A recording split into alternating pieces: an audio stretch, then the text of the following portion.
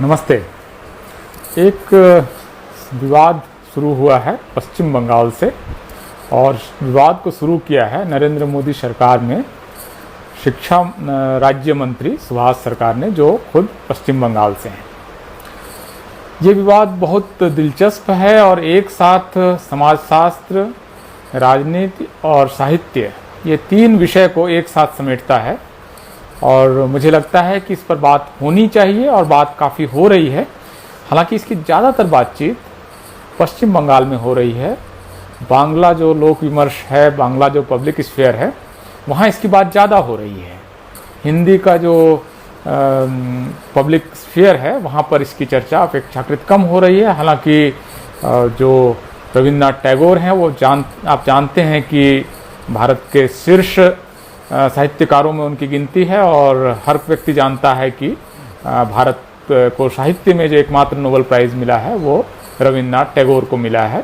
तो ये एक ऐसा व्यक्तित्व है जिसको लेकर हुए विवाद में हिंदी भाषी क्षेत्र ही नहीं बल्कि तमाम मराठी से लेकर तमिल और तेलुगु और पंजाबी से लेकर आपको उड़िया सबकी दिलचस्पी होनी चाहिए। लेकिन ये जो विषय है इसकी ज़्यादा चर्चा पश्चिम बंगाल में हो रही है। मैं इस चर्चा का कुछ हिस्सा आपके पास लेकर आना चाहता हूँ और ये क्या विषय है और इसको लेकर जो विवाद है वो क्यों है, इसके बारे में मैं आपको कुछ बुनियादी जानकारियाँ और कुछ ऐतिहासिक तथ्य अपने बुक के रेफरेंस के साथ और एक डिटेलिंग के साथ आपको रखना चाहता हूँ, ताकि जब ये विवाद बढ़े तो आपको पता हो कि आप इस विवाद को किस तरह से देखें, किस नज़रिए से देखें। विवाद क्या है? जो मोदी सरकार के मंत्री हैं, सुभाष सरकार, शिक्षा राज्य मंत्री, उन्होंने एक समारोह में एक वक्तव्य के दौरान ये कहा कि रविन्द्रनाथ टैगोर का जो रंग था वो सांवला या काला था, जिसकी वजह से उनको परिवार में उतना सम्मानदार प्यार नहीं मिला। आगे वे कहते हैं सुभाष सरकार, केंद्रीय मंत्री, कि रविन्द्रनाथ टैगोर को उनकी माँ भी गोद नहीं लेती थी। आमतौर पर जो सांवले बच्चे के साथ जो एक भेदभाव होता है परिवारों में, ये भेदभाव रविन्द्रनाथ टैगोर को झेलना पड़ा। और इसी क्रम में आगे कहते हैं कि इसके बावजूद वो किस तरह से जीवन संघर्ष में वो आगे बढ़े। ये उनका कुल वक्तव्य है। इसको लेकर आलोचनाएं क्या हैं? आलोचना तो ये है सबसे ज़्यादा कि जो रविन्द्रनाथ टैगोर हैं उनके चमड़े का रंग कैसा था, उनकी चमड़ी का रंग कैसा था, इस पर क्यों बात होनी चाहिए। साहित्यकार हैं, उनकी साहित्य पर चर्चा हो, वो क्या लिखा है उन्होंने, क्या कविताएं लिखी है, क्या उपन्यास लिखा है, क्या कहानियां लिखी हैं, उन पर कैसी फिल्में बनी हैं, जो कविताएं हैं उनका अनुवाद कैसा हुआ है, ये सारी बात होनी चाहिए। उन्होंने जो लिखा है उस पर चर्चा होनी चाहिए।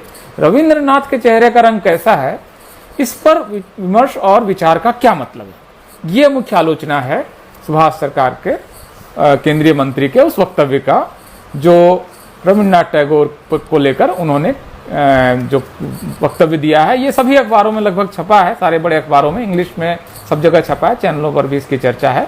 बंगाल में तो आप देखेंगे और टेलीग्राफ से लेकर सब जगह ये बयान उनका प्रकाशित हुआ। इसका जो विवाद है ये आप गूगल पे सर्च कर सकते हैं, बहुत सारे बड़े प्लेटफॉर्म्स पर, सारे बड़े न्यूज़ आउटलेट्स पर इसकी चर्चा है कि रविन्द्रनाथ के चेहरे का रंग और माँ द्वारा उन्हें पर्याप्त प्यार न मिलना और इसके बावजूद उनका एक महान व्यक्तित्व कैसे खड़ा हुआ है। ये कुल मिलाकर ये जो विवाद है वो इतना सा है। यहाँ पर आप रुक सकते हैं कि भाई ठीक है, एक व्यक्ति ने, एक केंद्रीय मंत्री ने एक बयान दिया, उसकी मुझे आलोचना करनी है, समर्थन करना है और मैं यहाँ पर इस विवाद से दूर हो जाता हूँ, ये आपकी चॉइस है। लेकिन इस विवाद को अगर आप रविन्द्रनाथ के पूरे व्यक्तित्व और कृतित्व के साथ जोड़कर देखना चाहते हैं, तब इस जो आज की अभी जो मैं चर्चा कर रहा हूं आपके साथ, इसमें आपके जुड़े रहने का मतलब है। वरना यहाँ पर आप इस विवाद को अंत मानकर, हालांकि अंत होगा नहीं, अभी इस पर चर्चा और होगी और कहीं ना कहीं आप तक ये चर्चाएं पहुंचेंगी, तो आप अगर आपकी और दिलचस्पी है तो कृपया इस चर्चा में आप जुड़े रहें। तो देखिए, रविन्द्रनाथ टैगोर का जो साहित्य है उसको किस रूप में देखा जाए, इसकी कुछ मेथोडोलॉजी, कुछ विधाएं हैं। किसी भी व्यक्ति के लेखन को कैसे देखें? एक व्यक्ति ने कुछ लिखा, उस लेखन को आप उस व्यक्ति से अलग करके देख सकते हैं। तो वो व्यक्ति क्या है, कुछ है नहीं मालूम, एक्स ने लिखा होता तो भी वही बात है, वाई ने लिखा तो भी वही बात है, मुझे उसके लिखे से मतलब है, मुझे उस व्यक्ति से मतलब नहीं है। एक तरीका तो ये है।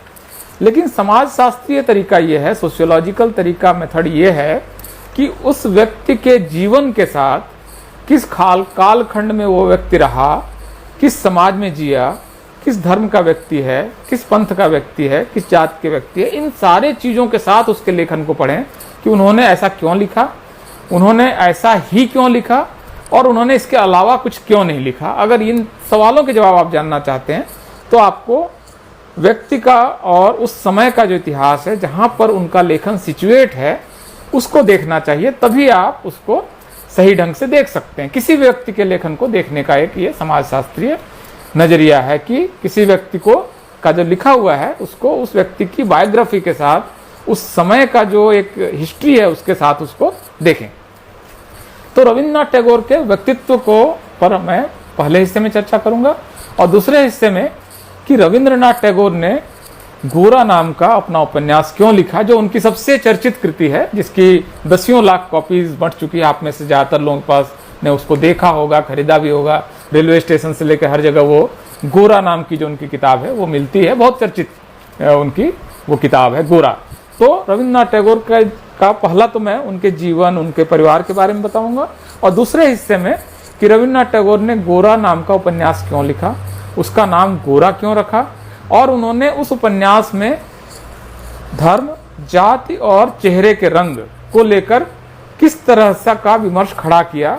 ये असल में पूरा उपन्यास ही जाति, धर्म और चेहरे के रंग को लेकर ही खड़ा उपन्यास है गोरा। आप में से जो लोगों ने पढ़ा होगा वो जानते होंगे, उनके लिए मुझे कुछ नहीं बताना है, लेकिन जो न जानते हों उसके बारे में मुझे आपको ये बताना है। तो रविन्द्रनाथ टैगोर का परिवार क्या परिवार है, आप उसको अगर इतिहास देखें तो पश्चिम बंगाल या अब का जो बांग्लादेश मिलाकर जो बंगाल बनता है उसके इतिहास में आपको जाना पड़ेगा।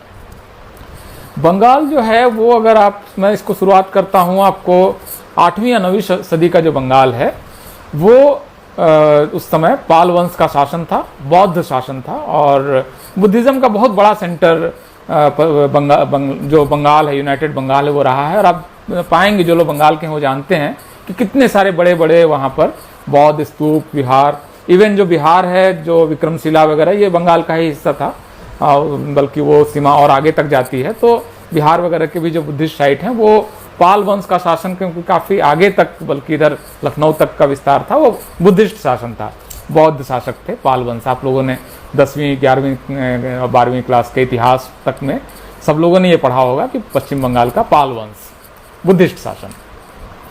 ये जो बुद्धिस्ट शासन है, जब तक वहाँ पर सारी जनता भी बुद्धिस्ट थी, शासक भी बुद्धिस्ट थे, ये बंगाल के इतिहास का एक महत्वपूर्ण कालखंड है।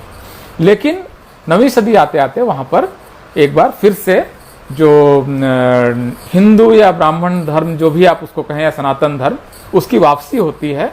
बल्लाल सेन ने वो तख्ता वहाँ पर सत्ता बदलती है और पाल वंश का शासन खत्म होता है और सेन वंश शुरू होता है। सेन वंश भी आप लोगों ने 10वीं तक में सबने पढ़ा होगा कि बंगाल में फिर पाल वंश के बाद सेन वंश आता है।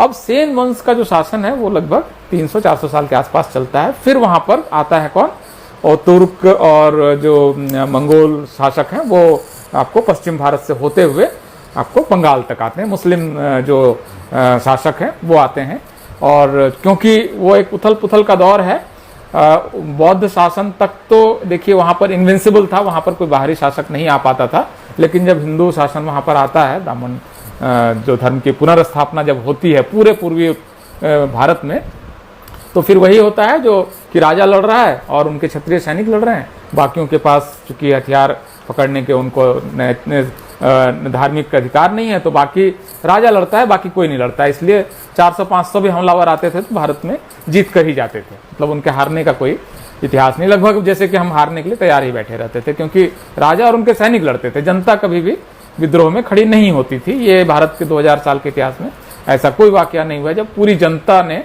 किसी बाहरी आक्रमणकारी आतताई के खिलाफ संघर्ष किया। तो मुस्लिम शासन आसानी से स्थापित हो गया, सेन वंश वगैरह सब खत्म हो गए। और उस समय जो वहाँ पर जो प्रभुत्वशाली जातियाँ थी, उन्होंने धीरे से इस्लाम की तरफ अपना रुख कर लिया। जब वहाँ शासक है, वहाँ से जमींदारियाँ मिलनी है, वहाँ से पावर मिलना है, दरबारी बनना है और उनके साथ रहने की सुविधा है, तो वो आपको उन्होंने धीरे से इस्लाम की तरफ पहला ट्रांजिशन है जो क्रिश्चियनिटी में हुआ है। क्रिश्चियन सबसे पहले जो सबसे प्रभावशाली जातियां हैं वो क्रिश्चियन। तो ये जो पश्चिम बंगाल बांग्लादेश का पूरा इलाका है, यहाँ पर आपको ये फिर इस्लाम और उसका शासन स्थापित होता है और शासक इस्लाम होते हैं। जनता जो है वो मुख्य रूप से वहाँ पर हिंदू है, थोड़े बहुत बौद्ध हैं, और हिंदू धर्म में भी जो नीचे की जातियां हैं बाद में उत्पीड़न वगैरह की वजह से वो इस्लाम की तरफ जाती हैं, और प्रभावशाली जातियों के लोग इस्लाम की तरफ जाते हैं शासन के करीब होने के लालच में या जरूरत से, ताकि उनको जमींदारियां मिली। तो आप देखेंगे कि पश्चिम बंगाल और बांग्लादेश में जमींदारियां सारी हिंदुओं के पास रही, जो या तो उनके करीब रहे, जो मुगल नवाबों वगैरह के उनके करीब वो जमींदारियां गई। तो उसी समय एक जो ब्राह्मण परिवार के एक व्यक्ति ने अपना धर्म बदला, उनका नाम पीर अली था, और वो जो वहाँ का एक बड़ी जमींदारी थी, अभी वो बांग्लादेश में है, कलकत्ता से बहुत पास है, जेसोर की जो जमींदारी थी उसमें वो नवाब के मंत्री बन गए, और पीर अली उनका नाम था। तो जो पीर अली हैं वो उन्होंने फिर जो उन्होंने जो बस्ती वगैरह बसाई उसका नाम पिराली था। तो वो उन्होंने ब्राह्मण से ट्रांजिशन लिया। ब्राह्मण भी बंगाल और बांग्लादेश का जो ब्राह्मण है वो भी बहुत यूनिक किस्म का है, क्योंकि पूरी आबादी बुद्धिस्ट हो चुकी थी। तो ब्राह्मण्स बाद में इधर कानपुर और कन्नौज के आसपास से 5 बड़े कुनबे वहाँ पर सेन वंश के द्वारा ले जाए गए, और उन्हीं 5 वंश में जो सारे बंगाली ब्राह्मण हैं उन्हीं 5 वंश के साथ खुद को जोड़कर देखते हैं, वहीं से उनका है। तो ये जो पीर अली थे ये दक्ष के साथ खुद को अपना वंश जोड़कर देखते हैं। अब आप कहेंगे कि ये सारी जानकारियां आप कहाँ से ले रहे हैं, तो मैं 4 मुख्य रूप से इसमें सोर्स इस्तेमाल कर रहा हूँ। एक कृष्णा कृपलानी की किताब है टैगोर अ लाइफ, ये ऑक्सफोर्ड यूनिवर्सिटी प्रेस ने छापी है, टैगोर की ऑथेंटिक जीवनी मानी जाती है। इसके अलावा Rabindranath Tagore a life Edward Thomson की किताब है, काफ़ी चर्चित किताब है, 1991 में इसका नया रिप्रिंट भी आया है। तो एक ये है। इसके अलावा चित्रा देव की किताब है वीमेन ऑफ टैगोर हाउस, और चौथी किताब अरुणा चक्रवर्ती की जोड़ा सांको इसलिए क्योंकि आप जोड़ा सांको इस किताब का नाम क्यों है, जोड़ा सांको एक कलकत्ता के जो लोग हैं वो जानते हैं कि एक वहाँ एक प्रमुख कॉलोनी है, प्रमुख बस्ती है कलकत्ता का। तो ये जो पीर अली जब इस्लाम उन्होंने ले लिया, उनको एक लड़की से शादी भी करनी थी, मुस्लिम लड़की से, तो वो मुस्लिम बन गए ब्राह्मण से। अब उनके दरबार में 2 लोग थे, जो एक जयदेव और एक कामदेव। तो खान पान चूंकि साथ साथ हो रहा था, और इस वजह से बाकी ब्राह्मणों ने इन दोनों को धर्म से बाहर निकाल दिया कि भाई तुम अब हमारे धर्म में रहे नहीं, तुम कुछ भी खाते पीते हो, तमाम तरह के मांस वगैरह उनके साथ बैठते हो, खाते हो, साथ में खाते हो, तो तुम हमारे धर्म के नहीं हो, तुम जाओ, तुम्हारा अब जाति निकाला होगा। उस समय ये बहुत होता था, जाति से निकाल दिया गया। शुद्धि वगैरह का उन्होंने प्रयास वगैरह किया, सब कुछ करने के बाद अब उनके परिवार की लड़कियों की शादी नहीं हो। टैगोर परिवार के लड़कियों की अभी भी बंगाली ब्राह्मणों में शादियाँ बहुत कम होती है। शर्मिला टैगोर की भी शादी बाहर हुई, देविका रानी की भी शादी बाहर हुई। काफ़ी वहाँ पर जो टैगोर परिवार है, वैसे तो ब्राह्मण परिवार है, लेकिन उनकी शादियाँ आमतौर पर ब्राह्मणों में नहीं होती है। तो ये कामदेव और जयदेव जो हैं, इनके परिवार की लड़कियों की शादी बाहर बंद हो गई, तो नहीं हो रही थी। तो एक भतीजी की शादी उन्होंने बहुत सारा दहेज वगैरह देकर एक ब्राह्मण जगन्नाथ कासुरी से उन्होंने शादी कर दी। अब जगन्नाथ कासुरी की शादी तो हो गई, जगन्नाथ कासुरी भी जात से निकाल दिए गए, भाई तुमने फिर ये इन लोगों के साथ शादी कर ली है। तो इस तरह से एक कैटेगरी वहां बन गई पिराली ब्राह्मण, जैसे कान्यकुब्ज ब्राह्मण, सरयू पारिन ब्राह्मण, उसी तरह से नंबूदरी ब्राह्मण, उसी तरह से पिराली ब्राह्मण। तो रविन्द्रनाथ टैगोर जो हैं वो पिराली ब्राह्मण है। ये आपको रविन्द्रनाथ टैगोर की तमाम सारी जीवनियों में आपको मिलेगा कि वो रविन्द्रनाथ टैगोर पिराली ब्राह्मण थे। अब ये पिराली ब्राह्मण साहब चूंकि जात से निकाल दिए गए, अब चूंकि जाति से बाहर हैं और एक तरह से धर्म से भी बाहर हैं, जाति नहीं है तो धर्म क्या है, तो एक एडवेंचरस वो प्रवृत्ति उनकी जगह कि बाहर जाकर अब हमारे पास समुद्र लांघने का बंधन नहीं, गंगा के उस पार जाने का कोई बंधन नहीं, तो हम अब निकल पड़ते हैं काम करने के लिए, बिजनेस करने के लिए। तो इस परिवार के पंचानन जो हैं, पंचानन कासुरी, ये बांग्लादेश से चलते हैं और आकर, उस समय कलकत्ता बन रहा था, जो अंग्रेज हैं वो आए थे और उन्होंने फोर्ट विलियम्स में अपना किला बनाया और गोविंदपुर, सुतानुती और ये तीन गांव मिलाकर कलकत्ता बन रहा था। तो इन्होंने ये आए और गोविंदपुर में अपना इन्होंने एक अपना घर वगैरह बना लिया और बिल्डिंग कॉन्ट्रैक्टर का काम शुरू कर दिया। ये परिवार है रविन्द्रनाथ टैगोर का। रविन्द्रनाथ टैगोर का जो परिवार है वो यही वो कासूरी परिवार है जो पहले आपको कामदेव और जयदेव के साथ जो बना वो इस परिवार से हैं। तो बांग्लादेश के उस पार से ये लोग इधर आए और बिल्डिंग कंस्ट्रक्शन का काम शुरू कर लिया। बिल्डिंग कंस्ट्रक्शन का काम शुरू कर लिया तो पैसा आ गया, बड़ी से एक हवेली बनाई कलकत्ता में। आप जोरासांको हाउस देख सकते हैं, पुराने लगभग आज से 250 साल पहले रविन्द्रनाथ टैगोर का जो परिवार है उनकी जो हवेली है, बड़ी शानदार हवेली है। तो जब वो लोग आए यहाँ पर, तो चूंकि एक ब्राह्मण परिवार आया है, ये तो उनको लोगों को पता था भी नहीं भी था कि पिराली ब्राह्मण है, मतलब थोड़े नीचे कैटेगरी के ब्राह्मण है, लेकिन ब्राह्मण तो ब्राह्मण है, ठीक है। तो देवता को ठाकुर बोलते हैं, तो ठाकुर साहब आए हैं, तो ठाकुर साहब करते करते वो अंग्रेजों ने उसको ठाकुर का टैगोर कर दिया।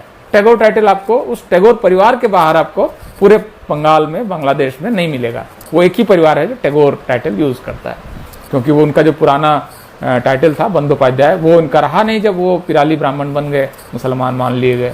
तो ये परिवार जो है ये है, और इस बीच में चूंकि बहुत इंटरमिक्सिंग हुई, ये घुमा फिरा कर ये परिवार तमाम तरह के बच्चे गोरे काले वगैरह पैदा हुए इनमें। और रविन्द्रनाथ टैगोर का अपना रंग आप जानते हैं, जहाँ पर कि वो सांवले रंग के थे, जो वहाँ पर पश्चिम बंगाल में इस बात को सारे लोग जानते हैं कि वो सांवले रंग के थे। खैर, तो रविन्द्रनाथ टैगोर का परिवार बहुत प्रोग्रेसिव परिवार था, चूँकि अंग्रेजों के आसपास रहे तो इंग्लिश एजुकेशन बहुत पहले आ गया, ब्रह्मो समाज मानना शुरू कर दिया और अंग्रेज ऑलमोस्ट क्रिश्चियनिटी बन गए थे। एक तरह से रविन्द्रनाथ टैगोर का जो परिवार है उसमें हिंदू ट्रेडिशन, मुस्लिम ट्रेडिशन और क्रिश्चियन ट्रेडिशन, ये तीनों एक साथ है। इसलिए उनके परिवार की जो लड़कियां हैं वो बिल्कुल मॉडर्निटी के साथ विदेश जाना वगैरह, जब मना था विदेश जाना, समुद्र पार नहीं कर सकते, उस समय ये हो चुका था। तो इस तरह से रविन्द्रनाथ टैगोर का परिवार जो है वो तीन धार्मिक ट्रेडिशन ऑलरेडी मान रहा था। अब इस रविन्द्रनाथ टैगोर ने अपनी किताब, जो सबसे चर्चित किताब है, वो किताब लिखी गोरा।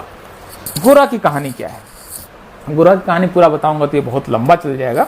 आप लोग इसको, गोरा तो आप खुद पढ़ सकते हैं, गोरा की किताब आपको पीडीएफ में, इंटरनेट वगैरह पे अवेलेबल किताब आपको सब जगह मिल जाती है। भारत के लगभग हर रेलवे स्टेशन पर एच व्हीलर्स वगैरह के पास ये किताब मिल जाएगी आपको।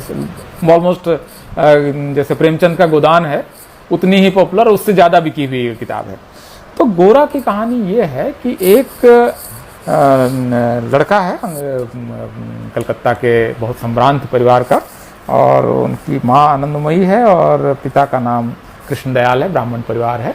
और एक बिल्कुल गोरा चिट्टा, बिल्कुल अंग्रेजों की तरह का एक बच्चा वहाँ पर है, और धीरे धीरे वो जवान होता है और भारी गौरव से भरा हुआ कि ब्राह्मण परिवार, हिंदू, कलकत्ता का और संभ्रांत, तो ये परिवार है वो अपनी श्रेष्ठता बोध का वो पूरी तरह से उसका शिकार है, और पूरी कहानी उस तरह से बढ़ती है। और लेकिन एक चीज़ उसके साथ बार बार होती है कि जब भी उसके परिवार में कोई भी धार्मिक संस्कार होता है, उसमें उसके पिता उसको बैठने नहीं देते हैं। बोलते हैं कि तुमने इंग्लिश एजुकेशन हासिल किया, तुम ब्रह्मो समाज वगैरह के साथ जुड़े हुए लोग हैं, तुमको हम इसमें नहीं बैठने देंगे। तो सब कुछ जब बहुत वो चौंकता है कि ये क्या बात है, मैं इजाज़त नहीं होगी तो किसको इजाज़त होगी, मतलब धार्मिक कृत्य वगैरह करने की। तो खैर एक बार वो अपने संबंधों वगैरह में, वो किसी संबंध में जाता है, रिलेशनशिप में जाता है, सब कुछ होता है, प्रायश्चित के लिए एक आयोजन करता है, ये यज्ञ टाइप का एक आयोजन करता है, तमाम ब्राह्मण पुजारियों वगैरह को बुलाता है, उनके खाने वगैरह की व्यवस्था होती है। तभी उसके पिताजी उनको बुलाते हैं और कहते हैं तुम ये नहीं कर सकते हो, ये धार्मिक कृत्य है, तुम इसको नहीं कर सकते। तो पूछता है क्यों नहीं कर सकता हूँ, मैं ब्राह्मण हूँ और मुझे अधिकार है और करने का, हिंदू हूँ, क्यों नहीं करूँगा। ब्राह्मण आएंगे, भोजन करेंगे, और दिक्कत क्या है। तो बोलता है ना, तुम ये नहीं कर सकते हो, ये संभव नहीं। ये मैं उसका इंग्लिश ट्रांसलेशन मेरे पास है, और but now I see that to be impossible for after my death, how can you take part in my funeral rituals. तो ये भी कहते हैं कि नहीं, सिर्फ इतना ही नहीं कि तुम प्रायश्चित वगैरह का ये आयोजन नहीं कर सकते हो, तुमको ये भी अधिकार नहीं है कि जब मैं मर जाऊं तो मेरा अंतिम संस्कार भी तुम करो। अब उसके कान और खड़े होते हैं, ये क्या बात है, मैं अपने पिता के अंतिम संस्कार में शामिल नहीं हो सकता हूँ, पर क्यों नहीं कर सकता हूँ, क्या मैं हिंदू नहीं हूँ, क्या मैं ब्राह्मण नहीं हूँ, क्या मैं आपका बेटा नहीं हूँ। तब उसकी माँ आनंदमयी कहती है, हाँ तुमको मैं बेटे से ज़्यादा प्यार करती हूँ, लेकिन तुम हमारे बेटे नहीं हो। बोलता माँ सचमुच मैं आपका बेटा नहीं हूँ?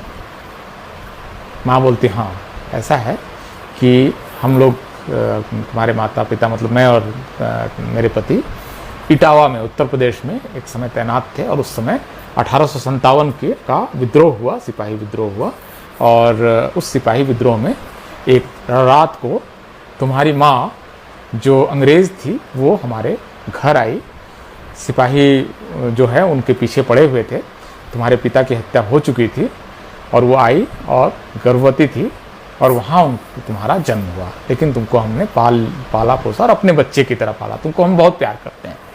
अब जो लड़का है उसका नाम गोरा है, उसका जो पूरी बुनियाद है उसके अहंकार की, पूरा जो उसका गौरव है वो मतलब एकदम से पूरा मिट्टी में मिल जाता है। मतलब जिसको कहते हैं धूल में गिर जाना, उसका जो पूरा अहंकार, मैं हिंदू हूँ, मैं ब्राह्मण हूँ, मैं संभ्रांत हूँ, मैं श्रेष्ठ हूँ, ये सारा अहंकार उसकी माता और के साथ उसके छोटे से इस डायलॉग में, ये चैप्टर 27 है, आप लोग इसको जरूर देखिए, उस सारा का सारा वहाँ पर अब जमीन पर गिर जाता है। अब ये इसको इंग्लिश ट्रांसलेशन में इस तरह से आया है, in a single moment Gora's whole life seem to him like some extraordinary dream. अब तक जो उन्होंने जिया था वो उसको एक सपने की तरह लगता है। The foundation upon which from childhood all his life had been raised had suddenly crumbled into dust. सारा कुछ उसका जो अहंकार, जो सारा कुछ उसके बचपन से लेके युवावस्था तक जो सारा कुछ उसकी बुनियाद जहाँ खड़ी हुई थी, वो सारा का सारा धूल में मिल जाता है। आगे वो बोलता है कि मैं क्या हूँ। He had no mother, no father, no country, no nationality, no lineage, no God even। उसका ना भगवान है, ना उसकी कोई वंश परंपरा है, ना उसका माता है, ना पिता है, ना देश है, कुछ नहीं उसका। वो यहाँ पर अब वो पूरा उसका अस्तित्व ही एक तरह से पूरी तरह से खंडित हो जाता है। यहाँ पर लेकिन वो एक ट्रांजिशन लेता है, कहता है ठीक है, यहाँ मैं अब कुछ नहीं हूँ, इसका मतलब सब कुछ हूँ मैं, मानवता ही मेरा सब कुछ है। इसके बाद वो अपने जो संबंध जरा टूटा है उसके यहाँ जाता है और उसके पिता को बताता है कि अब मैं जो हूँ, अब मैं आज़ाद हूँ, अब मेरी बुनियाद है। अभी तक मैं कहीं जाता था तो किससे मिलना है, किसके साथ बैठना है, किसके साथ नहीं बैठना है, किसके साथ खाना है नहीं खाना है, ये सारा कुछ मुझे मेरे लिए अब तक ये सारे सवाल थे, अब ये सारे सवाल मेरे लिए अब सॉल्व हो चुके हैं। अब जो मैं हूँ, अब मैं एक संपूर्ण भारतीय हूँ।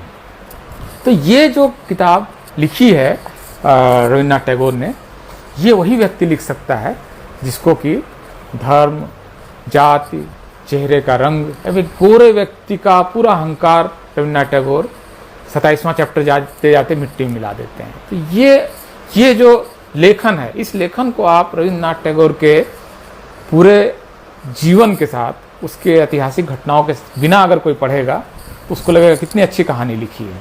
लेकिन ये कहानी का एक समाजशास्त्रीय संदर्भ है और मुझे लगता है कि इस पर चर्चा होनी चाहिए। इस तरह से साहित्य नहीं पढ़ा जाता है, इस तरह से साहित्य नहीं पढ़ाया जाता है, ये बहुत अफसोस की बात है। लेकिन रविन्द्रनाथ टैगोर ने अपना जो अपमान सहा, ब्राह्मण होते हुए भी अब्राह्मण होने का, मुसलमानों से करीबी की वजह से, उनकी वंश परंपरा की वजह से, पिराली ब्राह्मण जो बहुत नीच कैटेगरी का ब्राह्मण जिनको माना गया, उस परिवार का सदस्य, उस वंश परंपरा का सदस्य होने की वजह से जो अपमान बोध है, इसका वो एक तरह से प्रतिकार करते हैं गोरा उपन्यास में, जो उनकी सबसे महान कृति है। और उसमें वो ब्राह्मणों का अहंकार उनसे छीनते हैं कि नहीं, एक मानव होने के लिए इन सब की कोई ज़रूरत नहीं है, एक कंप्लीट एक व्यक्ति होने के लिए उसका एक मानव होना काफ़ी है। और देखो हमने इस अपने राइटिंग में उस गोरा का सब कुछ छीन लिया, लेकिन गोरा को सब कुछ मिल गया। गोरा न हिंदू रहा, न ब्राह्मण रहा, न संभ्रांत रहा, न इलीट रहा, वो आदमी बन गया। तो ये जो रविन्द्रनाथ के लेखन का जो एक शिखर है, जो उत्कृष्टता है, उसने गोरा उपन्यास को गोरा उपन्यास बनाया है। और इस लेखन ने रविन्द्रनाथ टैगोर को रविन्द्रनाथ टैगोर बनाया है। वरना तो हजारों लोग तमाम तरह की चीज़ें लिखते हैं, तो रविन्द्रनाथ टैगोर का जो लेखन है, मुझे लगता है कि इस जो उनका एक ह्यूमनिस्ट अप्रोच है कि मैं धर्म की सीमा नहीं मानता हूँ, मैं देश की सीमा नहीं मानता हूँ, ये भी है। गांधी और जो गांधी नेहरू का जो नेशनलिज्म है, इससे जो आपको नेशनलिज्म की परिभाषा रविन्द्रनाथ टैगोर की वो बिल्कुल अलग है। वो राष्ट्र की सीमाओं से ऊपर खुद को देखते हैं, और इस वजह से राष्ट्रीय आंदोलन में उनको एक तरह से नकारा भी जाता है, रिजेक्ट भी किया जाता है कि ये किस राष्ट्र की बात कर रहे हैं जिसमें कोई सीमा ना हो। तो वो आप उनकी कविताओं वगैरह में भी आप देखेंगे वो बार बार कहते हैं कि मैं सीमा विहीन और बॉर्डर न हो ऐसे एक विश्व की कल्पना करता हूँ जहाँ सारे लोग मानवता के नाते एक दूसरे से जुड़े रहें। तो ये जो महानता उन्होंने अर्जित की है, ये महानता उनको उस परंपरा से मिली है जो पिराली ब्राह्मण होने की वजह से उनको हासिल हुई है। तो मैं सजेस्ट करूंगा कि आप लोग अगर इसमें फर्दर रीडिंग के लिए अगर मैं सजेस्ट करूं तो मैं आप चाहूँगा कि आप लोग सबसे पहले तो रवींद्रनाथ टैगोर का उपन्यास गोरा पढ़ें, इंटरनेट पर भी फ्री अवेलेबल है। इसके अलावा वो बाकी सब जगह मिल जाएगा, कोई ऐसा शहर नहीं है जहाँ गोरा उपन्यास न मिले, उसको ज़रूर पढ़ें। किस तरह से उन्होंने हिंदू होने के अहंकार को तोड़ा, ब्राह्मण होने के अहंकार को तोड़ा और गौर वर्ण होने के अहंकार को तोड़ा, एक तो ये पढ़ें। कृष्णा कृपलानी की किताब टैगोर ए लाइफ मेरे ख्याल से आप लोगों को ज़रूर पढ़ लेनी चाहिए। और अरुणा चक्रवर्ती की जोरासां को भी अगर मौका लगे तो पढ़ लीजिए। और एक बहुत दिलचस्प किताब है चित्रा देव की जो किताब है, वो आपको एक तरह से पूरी नई दुनिया खोल देती है, जो टैगोर परिवार की महिलाएं, ये किताब है वीमेन ऑफ टैगोर हाउस। तो इसमें आपको देविका रानी जो फिल्मों के एक समय की हिंदी फिल्मों की सबसे बड़ी स्टार थी, उन जिन्होंने अछूत कन्या में काम किया और वो कास्ट वगैरह क्वेश्चंस पर उन्होंने मतलब उस फिल्म पे काम करना अपने आप में बहुत साहस का काम है। उसमें वो अछूत लड़की का रोल करती है। आप समझिए कि आज से लगभग 70-80 साल पहले की कहानी है, शायद उससे ही पहले की, कितना साहस का काम रहा। टैगोर परिवार की लड़की होने की वजह से शायद वो कर पाए। शर्मिला टैगोर का जीवन देखिए। तो ये किताब भी मेरे ख्याल से पढ़नी चाहिए। और रवींद्रनाथ टैगोर लाइफ जो आपको एडवर्ड थॉमसन की है वो भी आप देख सकते हैं। तो इन किताबों को आपको पढ़ना चाहिए। और इस विमर्श किसी भी मेरा सजेशन, आखिरी सजेशन ये है कि किसी भी व्यक्ति के लेखन को अगर आप पढ़ते हैं, इवन बाबा साहब को पढ़ते हैं, गांधी को पढ़ते हैं, तो ये देख लीजिए कि उन्होंने कब लिखा, उस समय देश दुनिया में क्या हो रहा था और उस व्यक्ति के जीवन में क्या हो रहा था। ये तीन चीज़ें, लिखा हुआ टेक्स्ट, व्यक्ति का जीवन और इतिहास का वो क्षण, इतिहास का वो कालखंड जब ये लिखा जा रहा है। इसके साथ आप किसी भी अगर साहित्य को, टेक्स्ट को, फिलॉसफी को, आइडिया, थ्योरी, किसी भी चीज़ को पढ़ेंगे तो बेटर तरीके से आप पढ़ पाएंगे, वरना आपको समझ में नहीं आएगा। गोरा, अगर आप इस संदर्भ के बगैर रवींद्रनाथ टैगोर के जीवन की जो पीड़ा है, उनका जो अपमान है, नीच कैटेगरी के होने का जो अपमान है, इस अपमान के बगैर आप गोरा को पढ़ेंगे तो गोरा आपको लगेगा कि मतलब एक कहानी है, बड़ी दिलचस्प कहानी है, प्रेम है, घृणा है, सब है, बड़ा रोमांचक कहानी है, आपको रोमांचक कहानी लगेगी वही। लेकिन आप रवींद्रनाथ टैगोर के जीवन के साथ उसको आप सिचुएट करके देखेंगे तो आपको लगेगा कि वो आदमी क्या लिख रहा है। तो फिलहाल मुझे आपको यही कहना है और बहुत बहुत हैप्पी रीडिंग। आप ये सब अगर पढ़ सकते हैं, गोरा उपन्यास मेरे ख्याल से आप रवींद्रनाथ टैगोर का जरूर लेकर पढ़ें, आपको वो समझ में आएगा कि रवींद्रनाथ टैगोर कौन व्यक्ति थे और उन्होंने ये क्यों लिखा। बहुत बहुत शुक्रिया।